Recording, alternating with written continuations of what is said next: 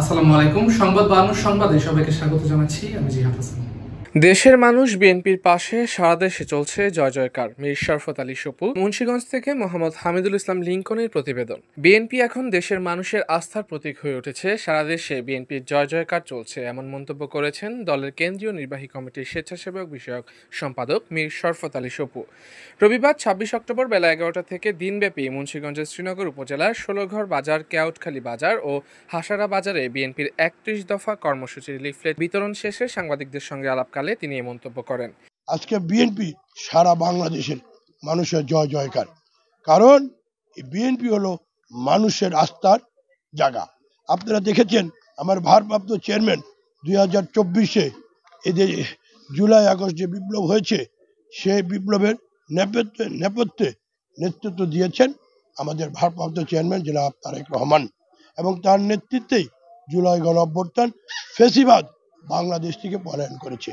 আমরা এখন ফ্যাসিবাদ মুক্ত, এবং আজকে দেশ ও জাতি সবাই একটি জাতীয় নির্বাচনের অপেক্ষায় আছে। এই জাতীয় নির্বাচনকে সামনে রেখে অনেকে অনেক কথা বলবে। আজকে আপনারা দেখেছেন একটি গোষ্ঠী, তথা যে গোষ্ঠীটির নাম ৭১ সাল থেকে শুরু করে প্রতিটি জায়গায় তারা আজকে প্রশ্নবিদ্ধ হয়েছে। সেই গোষ্ঠীটি নির্বাচন কিছুদিন আগে বলল পিয়ার, আবার এখন বলে গণভোট।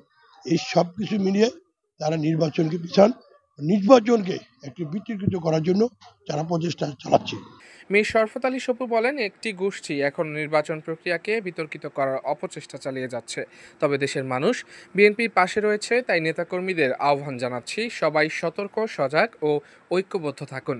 কোনো ষড়যন্ত্র করে কোনো লাভ হবে না। আগামী ফেব্রুয়ারিতেই জাতীয় সংসদ নির্বাচন অনুষ্ঠিত হবে। এ সময় উপস্থিত ছিলেন মুন্সিগঞ্জ জেলা বিএনপির আহ্বায়ক সদস্য আওলাদ হোসেন উজ্জ্বল ও জসিম মোল্লা, শ্রীনগর উপজেলা মহিলা দলের সদস্য সচিব কামরুন্নাহার চৌধুরী অনু, বিএনপি নেতা নুরুজ্জামান শিকদার, জেলা যুবদলের যুগ্ম আহ্বায়ক প্রিন্স নাদিম ও মাসুদ রানা, জেলা নারী ও শিশু অধিকার ফোরামের সাংগঠনিক সম্পাদক মাহমুদ হাসান ফাহাদ এবং ছাত্রদল সভাপতি সাফকাত হোসেন রকি সহ বিএনপি ও অঙ্গ সংগঠনের বিপুল সংখ্যক নেতাকর্মী।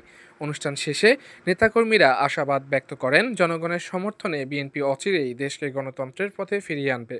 মোহাম্মদ হামিদুল ইসলাম লিংকন, সংবাদ ৫২, ২৪ ঘন্টা খবর।